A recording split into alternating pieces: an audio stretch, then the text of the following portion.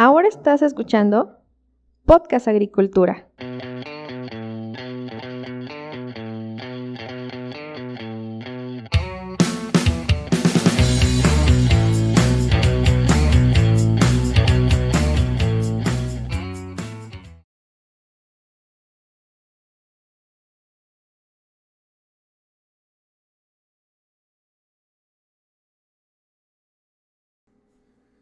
Hola, ¿qué tal? Espero que se encuentren muy bien todos ustedes. Me da mucho gusto saludarlos nuevamente en esta ocasión. Yo soy Olmo Axayacat y el día de hoy en este episodio voy a entrevistar a Antonio Belmonte, quien es director de marketing y desarrollo de negocios en Netafim México y con quien hablamos sobre el tema de tecnología e innovación en el riego de precisión.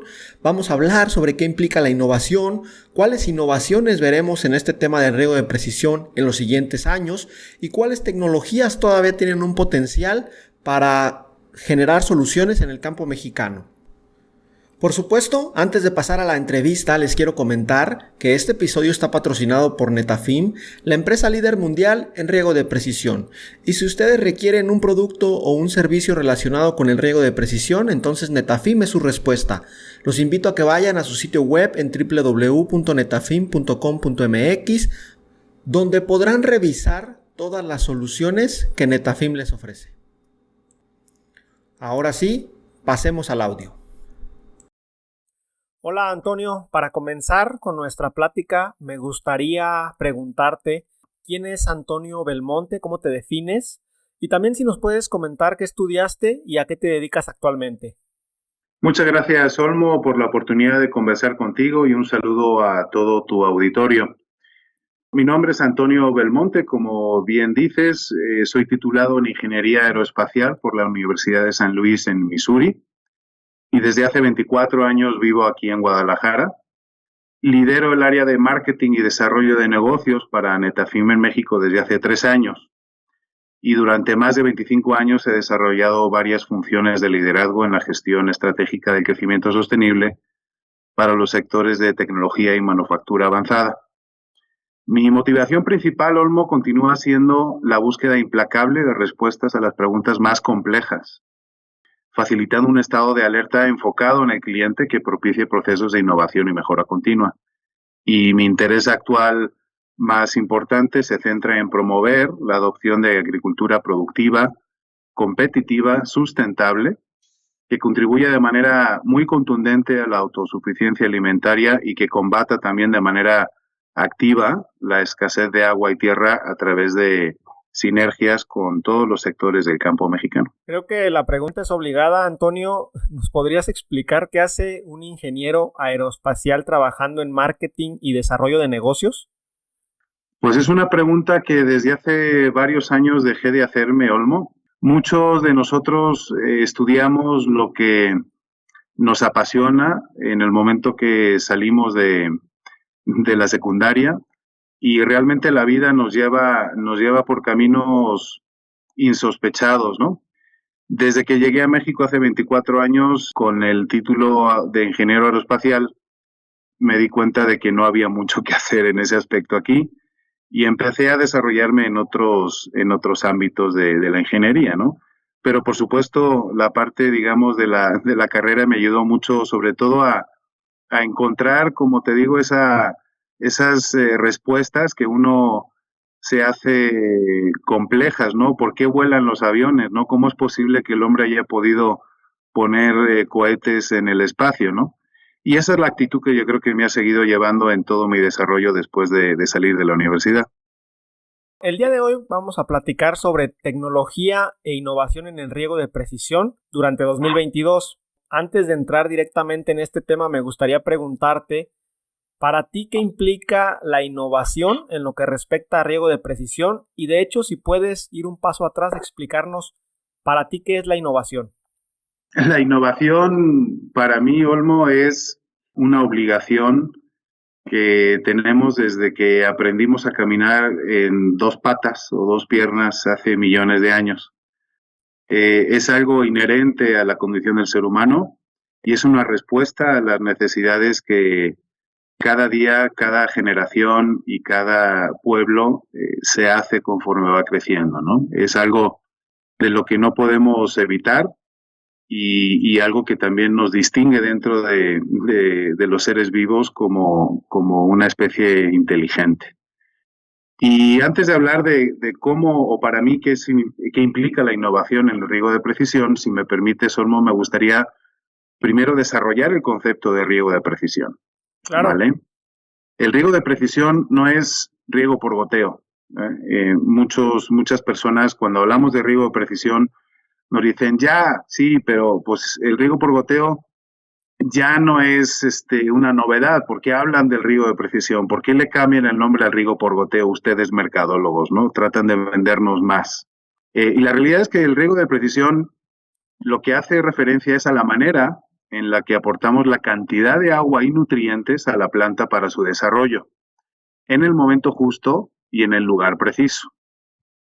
Dentro de las cerca de 350.000, 300.000 hectáreas de microirrigación en México, he visto productores que usan riego por goteo de manera no precisa. Y se me viene a la mente un ejemplo de un productor de alfalfa en la laguna que tiene cintilla, que ya riega por goteo, pero son riegos complementarios. Es decir, tiene un reservorio chiquito que no le permite hacer riegos semanales y abre la válvula para ponerle agua a través de la cintilla cada mes. Entonces, eso realmente no es un riego de precisión porque nada más estás conduciendo el agua a través de la cintilla, no le estás dando en el momento justo y en el lugar preciso el volumen de agua que realmente requiere la planta.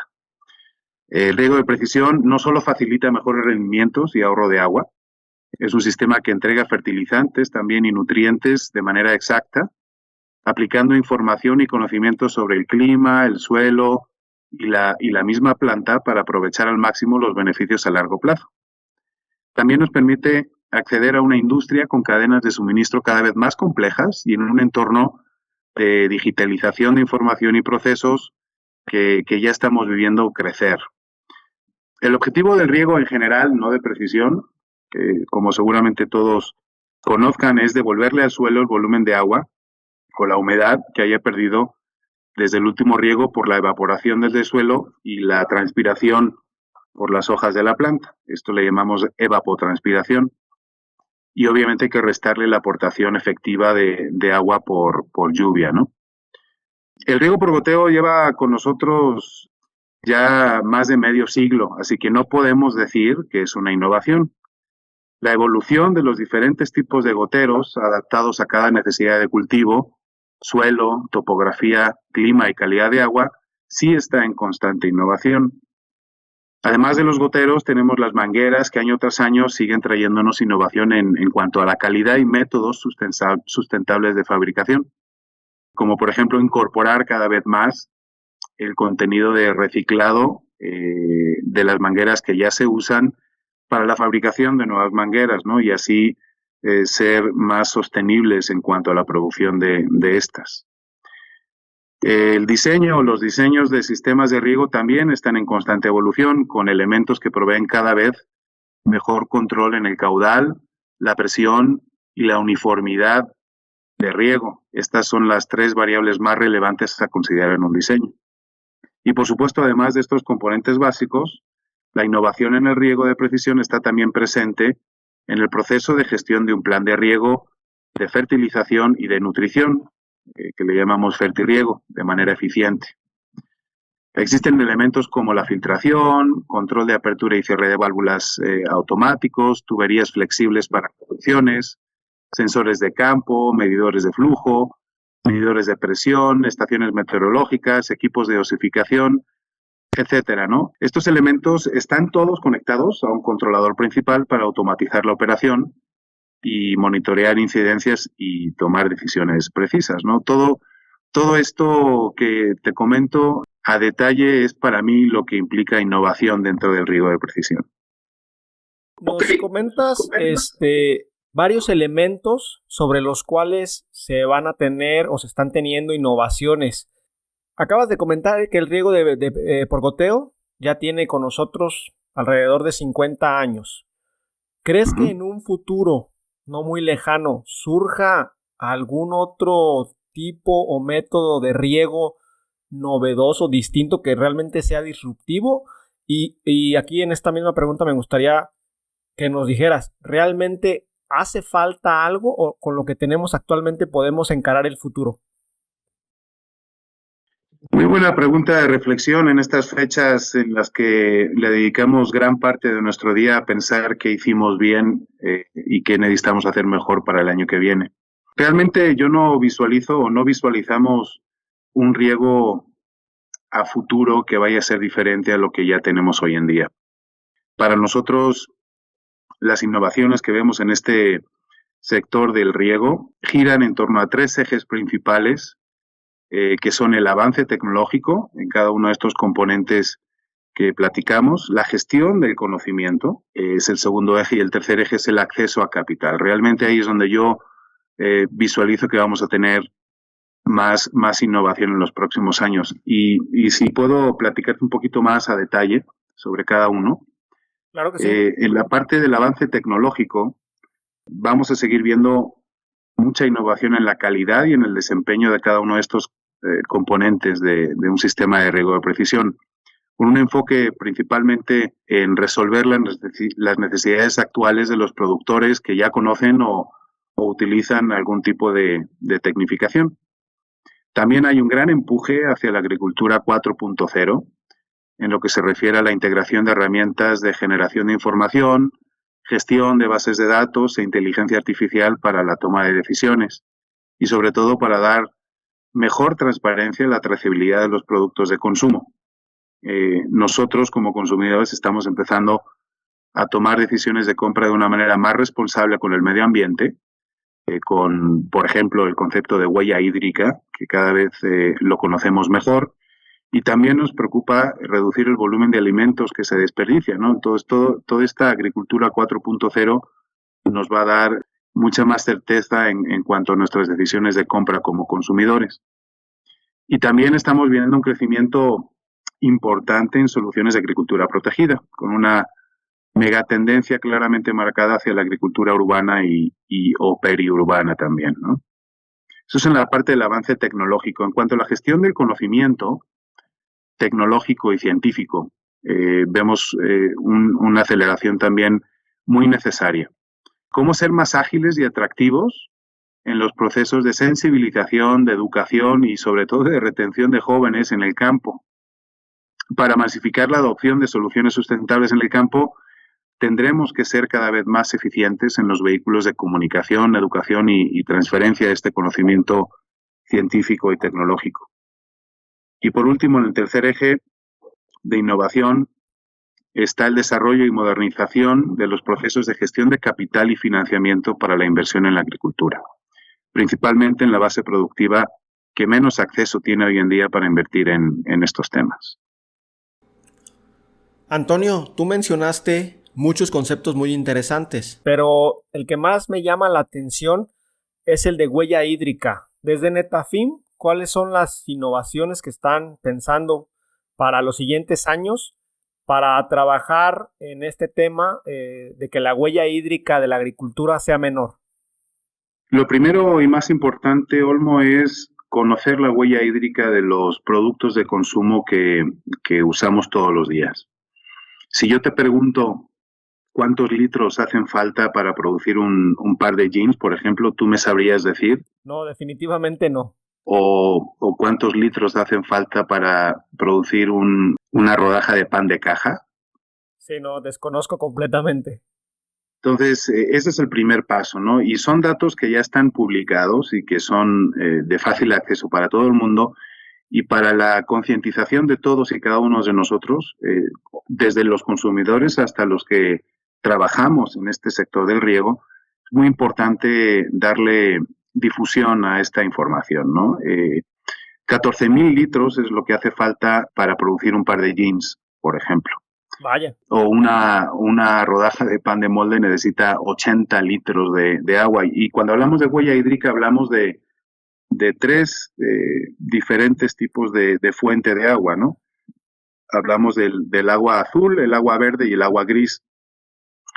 El agua azul es el agua que ya tenemos almacenada en ya sean presas o ríos, el agua que ya existe de alguna manera disponible. El agua verde es el exceso, bueno, la humedad que queda en el suelo después de los eventos de lluvia, ¿no? Que eso es una humedad que queda captada en el suelo. Y el agua gris es el agua dulce que necesitamos entre comillas, lavar o limpiar todo el agua de desecho que generamos los seres humanos, ¿no? Entonces, la suma de estos tres componentes en todo el proceso de fabricación de cualquier producto, agrícola o no agrícola, es la huella hídrica, y en la medida en la que conozcamos estos volúmenes de agua, te aseguro que vamos a tener mucha más conciencia de qué tenemos que hacer diferente para ahorrar. Sin duda este tema es interesante, desconocía esa clasificación en el tema del agua y me gustaría preguntarte ahora, en el tema del riego de precisión, ¿cuáles tecnologías todavía no se han masificado y por qué? O sea, vuelvo a lo mismo, dijiste, sabes que el riego por goteo lleva 50 años con nosotros, pero todavía hay regiones en el mundo, en el país, donde no se tiene riego de precisión. ¿Consideras que esta tecnología ya se está utilizando masivamente o todavía hay mucho espacio para la mejora? Efectivamente, hay mucha oportunidad de mejora y tenemos que romper muchos paradigmas. Y como siempre, todo empieza por la difusión o por la sensibilización de datos que me gustaría hoy compartir contigo y con el auditorio para que sigamos ese camino de masificación.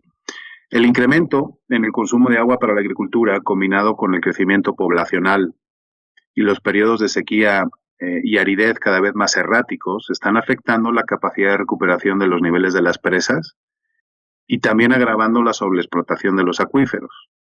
Esta sobreexplotación, a su vez, también está teniendo un impacto severo en la calidad de agua, ¿no? Con contaminación de pozos, como podemos ver en varios estados, lamentablemente, de México, donde ya se ve arsénico, ¿no? Cerca de las 3/4 partes del agua que tenemos disponible en México se emplean en la agricultura. Un 76% del agua que la Conagua tiene registro, se concesiona en el país, se van a la agricultura. Es un volumen muy grande. Y con este volumen de agua se riegan solo el 29% de la superficie arable. El 71% restante para la producción agrícola es de temporal. Es decir, que de las 21 millones de hectáreas que se siembran al año en México, solo 6 millones se riegan y 15 millones dependen de temporal. Y de esas 6 millones de hectáreas que se riegan, el método de riego más común que tenemos adoptado es el de inundación o rodado. 77% del área que regamos en México se hace con inundación. Y en este tipo de riego las eficiencias de uso de agua son muy bajas. Y cuando hablamos de eficiencias nos referimos al máximo rendimiento por unidad de área y recurso. Y dentro de los recursos no solo está el agua, sino los insumos, la labor y la energía. Tenemos recursos limitados para enfrentar el reto de producir más alimentos. Y seguiremos teniendo cada vez menos tierra arable y agua disponible por persona.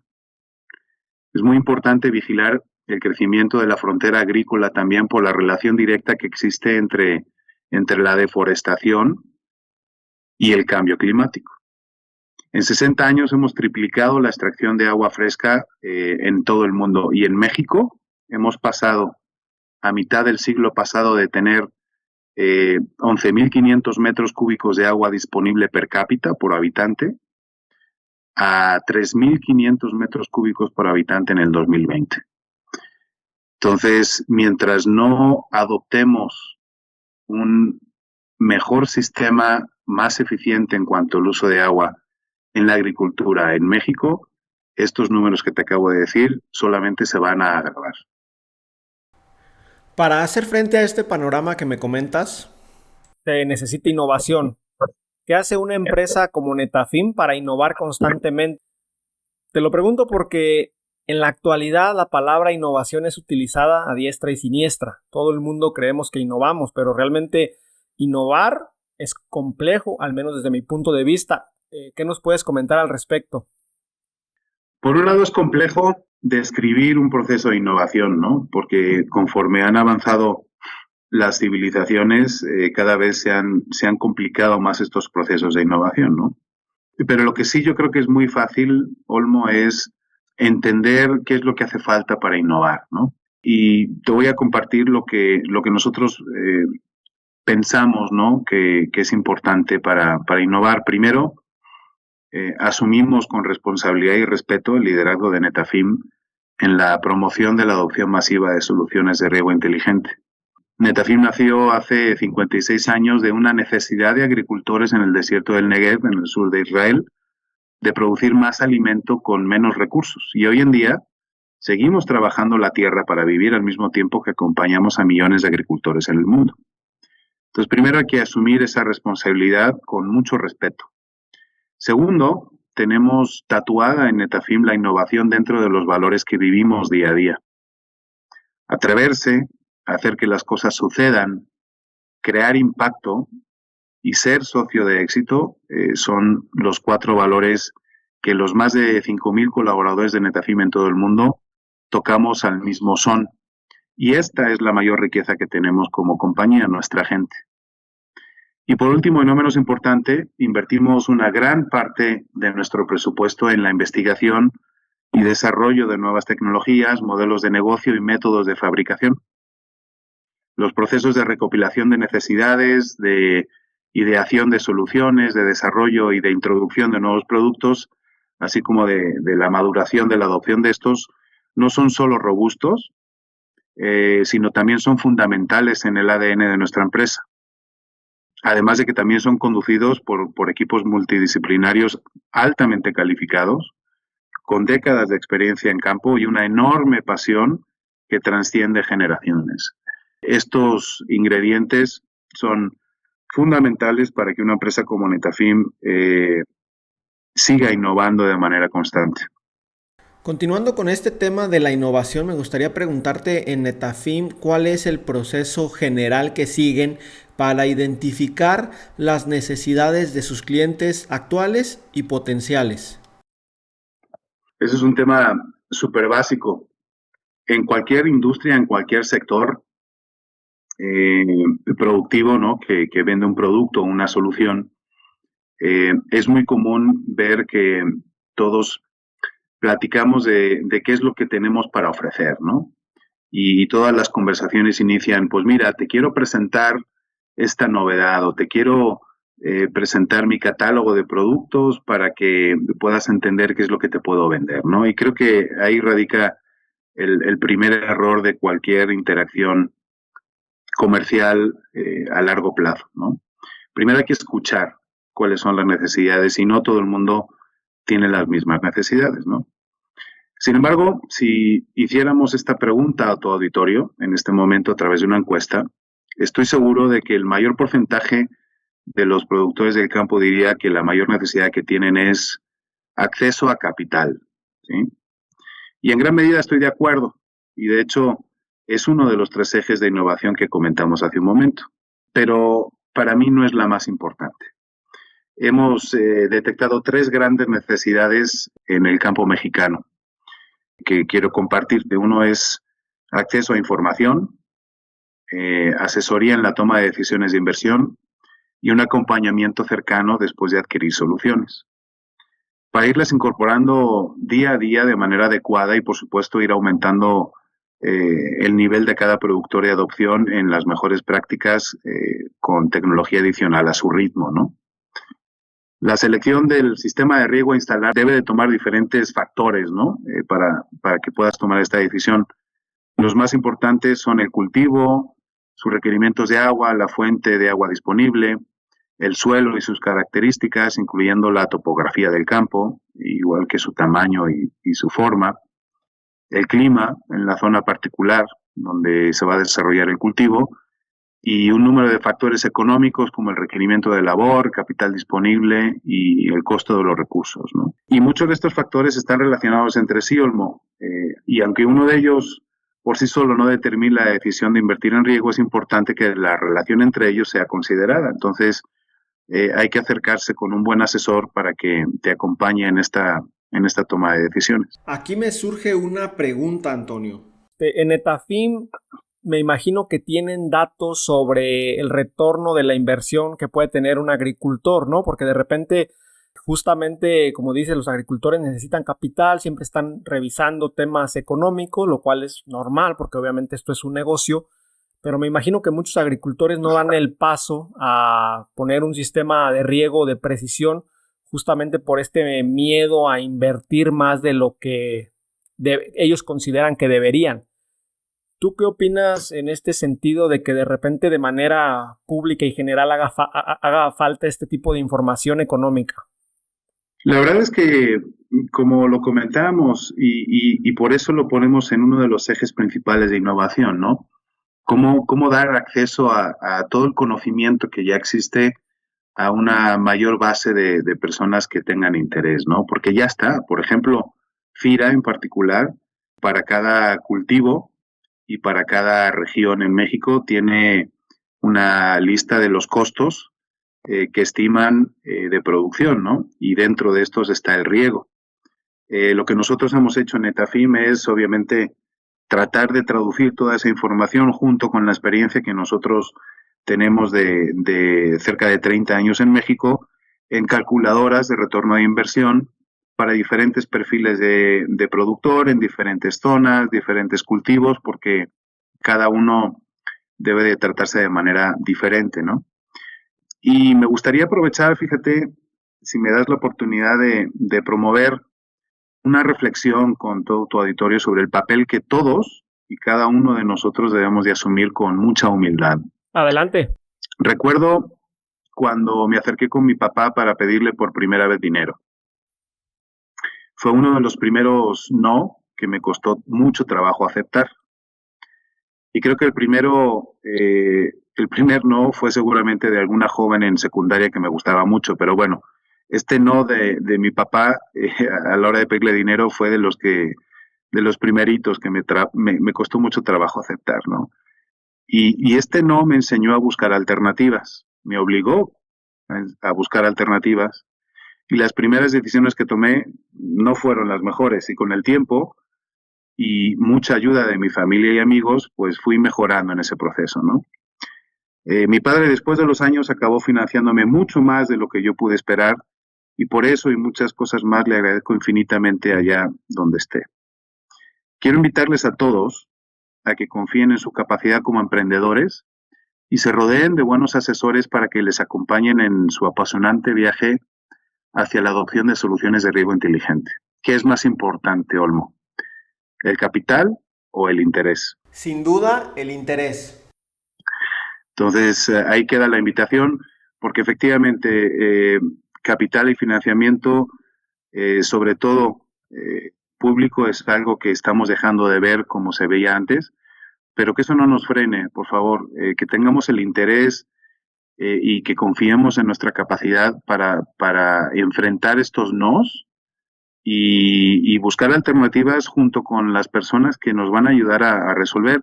Y más adelante seguirán cayendo oportunidades de inversión, ¿no? Pero primero es levantarse y buscar como sí, ¿no?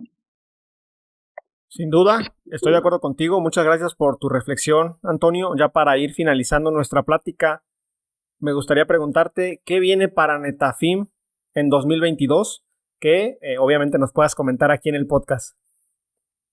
Para el 2022 viene un año lleno de aprendizajes y lleno de ilusión, porque esperamos y confiamos poder estar mucho más cerca de cada uno de nuestros clientes y de todos los productores en el campo que lamentablemente por la pandemia no hemos podido hacer. En el 2022 seguirán las innovaciones. Netafim seguirá comunicándoles nuevos productos, nuevos modelos de negocio, nuevos servicios y sobre todo refrendar nuestra pasión porque la adopción de riego de precisión en México siga caminando a un ritmo pues mucho más acelerado de lo que ha venido haciéndose en los últimos años. Sobre todo porque pues hoy en día la agricultura enfrenta un gran reto de alimentar al menos a 3.000 millones más de habitantes en el planeta, mientras que se le exige que reduzca la emisión de gases de efecto invernadero y preserve la biodiversidad y sobre todo mejore el bienestar rural, ¿no? La producción de alimentos no solo debe de crecer entre un 60 y un 80% para el 2050, sino que también tendrá que ser mucho más balanceada en calorías. Y me gustaría también compartirte un poquito de información sobre este tema del incremento de la población y su relación con los recursos naturales, ¿no? En los últimos 200 años ha aumentado la población mundial de 1.000 millones de habitantes a 8.000 millones de habitantes. Ha aumentado 8 veces la población en el planeta en los últimos 200 años. Dando obviamente también la producción de alimentos en este ritmo, mientras que la tierra arable solamente se ha triplicado en su área en el mismo periodo. De igual manera, el volumen de producción agrícola en los últimos 60 años se ha triplicado también. Y la razón principal de este aumento en la productividad se debe al incremento del rendimiento por hectárea, gracias a la adopción de tecnología y desarrollo científico. Una agricultura basada en la ciencia ha brindado bienestar, educación y crecimiento y debemos seguir invirtiendo en estos. La adopción de tecnología como riego de precisión, por ejemplo, puede garantizar y garantizará, en mi opinión, que las generaciones futuras puedan existir de manera segura, sobre todo en un presente en el que los recursos naturales son limitados. Debemos ser conscientes, reflexionar con seriedad y actuar de manera contundente para asegurar que la creciente población tenga acceso a alimentación suficiente. Escuchando todos estos datos que mencionas y que nos invitan a la reflexión, me surge una duda.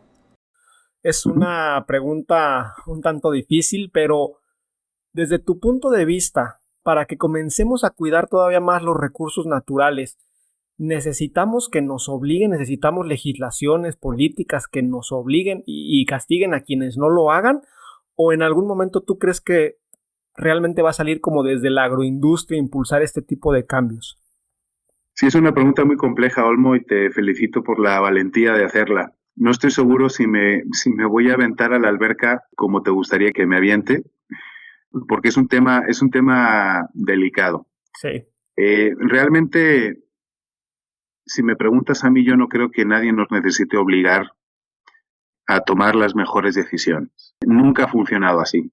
Las políticas públicas, en mi opinión, deben de crear un contexto en el que la información que tengamos disponible nos ayude a tomar las mejores decisiones. Una política pública, en mi opinión, no debe de dirigir la toma de decisiones de una comunidad o de un pueblo o de una región. Lo que sí necesitamos todos es ser más conscientes del impacto que nuestras actividades están teniendo sobre los recursos naturales que vamos a tener cuando seamos más viejos y cuando nuestros nietos tengan a sus nietos, ¿no? Eso es lo primero, ¿no? Mucha conciencia, mucha sensibilización. Y segundo es conocer también qué tecnologías y qué avances tecnológicos hay disponibles para poder enfrentar esa condición que te describo, ¿no? En el momento en el que todos toquemos a ese son, Olmo, yo creo que vamos a empezar a tomar mejores decisiones. Y así ha sido siempre, la verdad. Podemos hablar de muchos casos en la historia donde sí ha sido, ¿no? La mayor parte de las políticas públicas, digamos, más oligárquicas, pues sí tienen un impacto en el corto plazo, pero no creo que sea lo que estamos hablando aquí. Estamos hablando de impactos a largo plazo y que perduren, ¿no? Hace muy poco, hasta hace 3 años, más o menos, el subsidio al campo en cuanto a proyectos de tecnificación de riego era algo muy común y hubo un crecimiento, yo creo que bastante aceptable en el sector del riego. Dejó de haber estos subsidios y de repente se frenaron algunas iniciativas, ¿no? Pues, pero sin embargo hemos seguido produciendo y exportando y creciendo y reconvirtiendo zonas de cultivos a otros cultivos de mayor valor. En fin, aún sin subsidios, Olmo, lo que trato de decirte es que todo esto ha seguido creciendo, ¿no? Habiendo subsidios, ¿pudiera ser más acelerado? Pues sí. Si el agua de repente, en lugar de ser un costo muy bajo el que tenemos que pagar, si tuviéramos que pagar más, seríamos más conscientes sobre cómo la usamos, sí. Pero todo eso yo creo que son nada más iniciativas muy cortoplacistas para realmente adoptar medidas que nos deben de dar mucho más certeza a largo plazo, ¿no? Muchas gracias por tu respuesta, Antonio. Ya para concluir. Si tienes algún comentario final para la audiencia del podcast, me gustaría que lo hicieras en este momento. Pues muchas gracias, Olmo. La verdad es que para todos en estas fechas mi último comentario va dirigido hacia su salud y la salud de su familia y que aprovechen el mayor tiempo que tengan disponible en estas fechas para revivir y prender de nuevo el fuego de la familia que durante estos 2 años o año y medio se ha venido apagando un poquito, ¿no? Aprovechemos estas fechas para recordar qué es lo que nos motiva y por qué todos los días nos levantamos con pasión para dedicarle en cuerpo y alma nuestro tiempo a nuestros trabajos. Les mando un abrazo muy fuerte, mis mejores felicitaciones y deseos para el siguiente 2022. Hemos llegado al final de este episodio. Muchas gracias por escuchar Podcast Agricultura.